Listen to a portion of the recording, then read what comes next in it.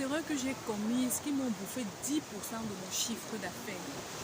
Vous savez, il y a des recherches qui disent que 80% d'entreprises, et voire même plus, n'arrivent pas à fêter leur 5e anniversaire. Je peux aller jusqu'à vous dire qu'il y a même certaines recherches qui ont dit qu'il y en a même qui n'arrivent même pas à leur 3e anniversaire à cause d'un ensemble d'éléments, parmi lesquels les 3 erreurs que j'ai eu à commettre.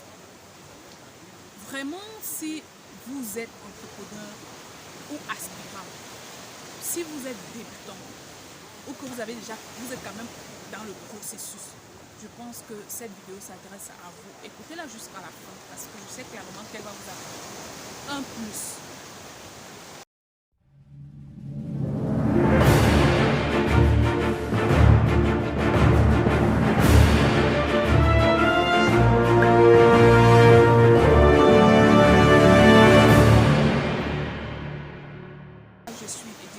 Je suis business coach en développement et en expression des potentiels. Sur nos plateformes, on parle business, communication, vente, leadership. Une seule de ces thématiques vous intéresse, j'insiste encore, activez la cloche de notification et voilà, pour ne manquer aucun de nos contenus. La première erreur que j'ai commise, c'est de ne pas avoir une promptitude dans la rédaction du rapport de mes activités de manière mensuelle. Notons que si vous êtes une entreprise sérieuse ou vous voulez être une entreprise sérieuse ou même vous avez un business sérieux, vous ne pouvez pas travailler si vous ne faites pas le rapport de vos activités. Je vous le dis, je vous supplie même à la limite. Lorsque j'étais employée, je travaillais dans une grosse boîte dans laquelle le rapport c'était le souffle de vie.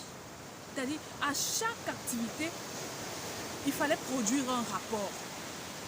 Et les rapports étaient produits généralement de manière hebdomadaire, de manière mensuelle et même trimestrielle, je dis même annuelle. Donc c'est ce que j'avais l'habitude de faire. Je savais déjà qu'il fallait le faire et je le faisais déjà. Mais sauf que lorsque j'ai lancé mes propres activités, j'ai oublié les habitudes du salariat. Mais il fallait se reposer, vu que faire un rapport d'activité, lorsqu'il s'agit de votre propre business, ce n'est plus la même chose. Ça demande vraiment beaucoup de réflexion. Et moi, je le faisais trimestriellement. Est-ce que je le faisais bien? Oui, je le fais bien, mais ça demande une certaine concentration. Et je dis encore, en tant que multipotentiel, c'est des activités qui me challengeaient énormément. Et je vous assure, même jusqu'à maintenant, ça me challenge, mais plus comme avant qu'avant. Le fait donc que le rapport de mes activités en tant qu'auto-entreprise, à l'époque, et tout était fait par moi. J'étais obligée de tout faire. Et le fait que ce rapport d'activité soit planifié de manière trimestrielle m'empêchait de voir des erreurs graves que je commettais, c'est-à-dire en temps réel. Vous vous imaginez, je commettais des erreurs au niveau de la comptabilité. Je commettais des erreurs au niveau de la gestion client. Je commettais les erreurs au niveau de la gestion des ressources. Je commettais même les erreurs au niveau de la gestion de mon temps, bref, tout. Mais je ne pouvais pas, n'est-ce pas, prendre cela en considération pour m'améliorer parce que mon rapport attendait juste la fin du trimestre. Ça, c'est la première erreur. La deuxième erreur que j'ai commise qui m'a bouffé plus de 10% de mon chiffre d'affaires, c'était au niveau de la comptabilité, les amis. Vous savez, hein, moi je vous encourage toujours, parce qu'on comprend que lorsque vous lancez, vous n'avez pas la possibilité d'embaucher, vous n'avez même pas la possibilité de vous créer des partenariats, parce que pour créer un partenariat, il faut déjà savoir ce que vous voulez vous-même. Vous devez d'abord évoluer seul pour comprendre votre vision. Mais faites tout pour apprendre la comptabilité, même de manière autodidacte en fait. Faites tout pour acheter même un livre sur la comptabilité. Faites tout pour compter ce qui entre à votre niveau. Sinon, vous êtes mal barré, votre business avec, votre projet avec. Et je vous assure, lorsqu'on n'arrive pas à avancer dans votre projet, ça vous envoie toujours le message de vous êtes incompétent, vous êtes feignant. Et c'est pourquoi beaucoup d'entreprises ferment. La comptabilité est l'une des clés qui ferment les portes des entreprises avant leur 5e anniversaire. Avec preuve, j'ai perdu mon premier business à cause de la comptabilité. Le deuxième business, j'ai vu comment je ne m'amusais pas, je prenais ça en considération. Mais ce qui s'est passé, c'est que il y a des choses qui m'ont échappé parce que je faisais mon rapport de manière trimestrielle. certes, je faisais la comptabilité mensuellement, mais c'était en flash, en fait. C'était avec des petits couacs. Et des couacs, c'était à quel niveau? Au niveau des coûts cachés. Pour ce qui est, vous qui êtes donc sur Internet, par exemple, vous utilisez des banques en ligne et vous utilisez des transferts d'argent en temps réel. Prenons le cas ici de PayPal, ou une entreprise qui utilise PayPal, qui est une banque virtuelle. Lorsque vous recevez, vous êtes dans un pays africain, comme le Cameroun, parce que moi je suis au Cameroun, vous recevez de l'argent de l'Angleterre, par exemple. Celui qui est en Angleterre va vous envoyer de l'argent.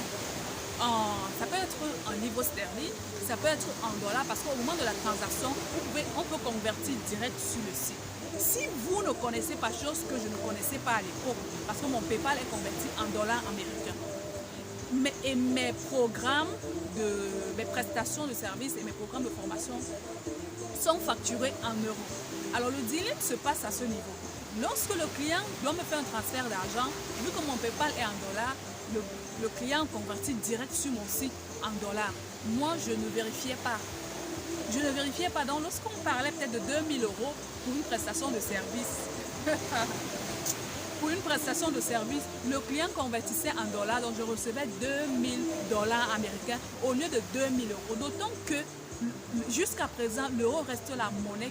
Donc, l'euro dépasse le dollar américain, le dollar canadien en fait. Ok? Donc, terre à terre, si par exemple, vous avez un service ponctuel que vous facturez à 100 €, la personne qui doit vous transférer de l'argent, si elle vous envoie 100 $, mon ami, vous avez perdu beaucoup d'argent. En France, c'est quoi? Le 100 € c'est 65 500 environ. Et 100 $, c'est 60 000 quelque chose. En fait. Donc vous voyez dans le gap qui existe entre le dollar et l'euro. Et moi, la grosse erreur ou la grosse bêtise que je commettais, c'était, voilà, comme je ne tenais pas un rapport d'activité permanent, je considérais mes entrées en dollars comme mes entrées en euros. Et c'est comme ça qu'à la fin du trimestre, j'ai vu comment le premier, le deuxième et le troisième mois, j'ai perdu beaucoup d'argent. Ça m'a fait énormément mal lorsque vous investissez de l'énergie et vous vous rendez compte que cette énergie-là a été perdue à plus de 10% parce que c'est votre énergie qui est convertie en votre chiffre d'affaires. Hein. Ça, c'est le premier pas. Deuxième perte que j'ai enregistré qui m'a bouffé mon chiffre d'affaires, c'était au niveau de la conversion. Ça veut dire que, ok, le client qui m'envoie 2000 € pour une prestation de service, pardon, 2000 $ pour une prestation de service équivalent à 2000 €, je perds pour la première fois. Je dois prendre cet argent de ma banque en ligne pour une banque locale. Qu'est-ce qui se passe? De ma banque en ligne pour la banque locale, il y a encore une conversion. Au Cameroun, je suis en francs CFA. Ma banque en ligne, c'est en dollars américains. Donc, pour que je puisse avoir le franc CFA, il y a une autre conversion qui se passe et que je négligeais dans ma comptabilité. Notons que déjà, lorsque PayPal héberge votre argent, lui aussi prend ses ajouts parce que c'est une banque en ligne. En dehors de ces ajouts, lorsque vous prenez votre argent de ce compte PayPal qui est en ligne pour votre banque locale, il y a également les frais qui vont s'appliquer, les frais de conversion. Notons qu'au niveau de votre banque locale également, il y a des frais d'ajout bancaire qui s'appliquent également et que en tant qu'auto-entrepreneur, vous pouvez facilement négliger. Je vous assure, réveillez-vous parce que vous perdez beaucoup d'argent.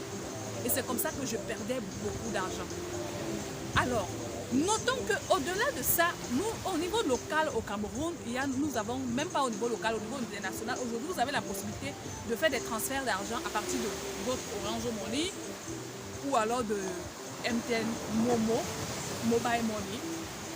Et au niveau de ma comptabilité, lorsque je faisais un transfert, que ce soit au niveau national ou au niveau international, je considérais juste le montant cash du transfert et j'oubliais de prendre également en considération les frais à deux niveaux, notamment les frais que j'ajoute à l'argent que la personne doit décaisser et les frais qui s'appliquent à l'agence ou à l'entreprise Mobile Money qui m'aide dans ce service. Donc, lorsque j'envoie de l'argent à quelqu'un, je dois ajouter les frais et l'entreprise également, il y a des frais qui s'appliquent à moi parce que ce service n'est pas gratuit.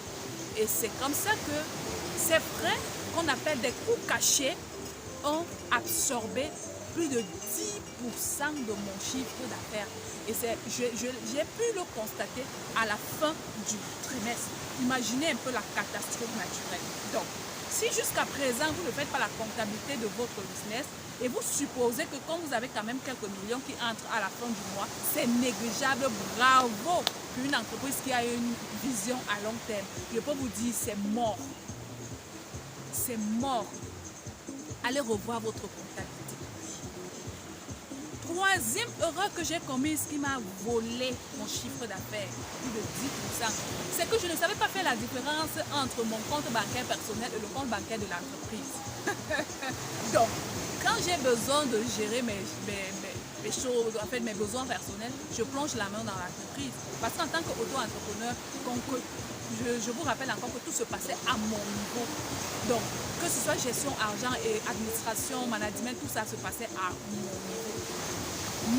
Oui, il y a un compte bancaire de l'entreprise qui existe, mais toujours est-il que c'est toujours moi qui gère. Donc, si j'ai besoin d'argent, je n'ai qu'à prendre ma carte bancaire et aller au niveau du distributeur me ravitailler. Donc, je pouvais me ravitailler facilement pour gérer mes besoins personnels, pour aider quelqu'un dans le compte de l'entreprise.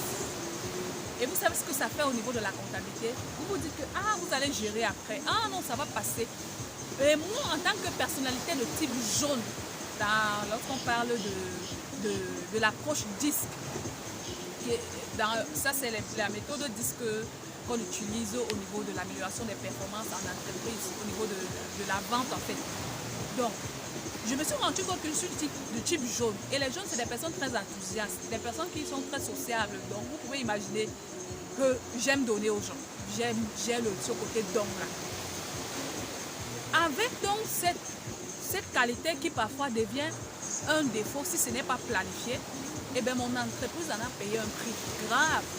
Parce que quelqu'un pourrait m'appeler et dire, est-ce que, oui, est-ce que, et je me suis retrouvée que mon chiffre d'affaires a pris un coup. Parce que je ne savais pas dire non. Parce que je ne savais pas travailler sur la priorité. Parce que je n'ai pas réussi à dissocier mon compte bancaire personnel à celui de l'entreprise en fait. Je vous dirais qu'aujourd'hui, j'ai délégué cette tâche. Quand vous vous connaissez, c'est quoi je vous dis, si vous voulez, tout être humain doit apprendre à se connaître en fait. Que vous soyez entrepreneur ou pas, apprenez à vous connaître. Ça va vous permettre de minimiser certains challenges de la vie en fait. Je ne suis pas la personne qui doit rester avec de l'argent permanemment, sinon je vais distribuer ça à tout le monde. Et pour un chef d'entreprise comme moi, c'est un danger. Alors qu'est-ce que j'ai fait? J'ai délégué cette tâche. J'ai carrément délégué cette tâche. Même si je dois mettre l'œil sur la gestion des finances, je vous ferai une autre vidéo, on joue encore sur cet aspect parce que c'est très délicat. Mais je ne touche plus à l'argent n'importe comment.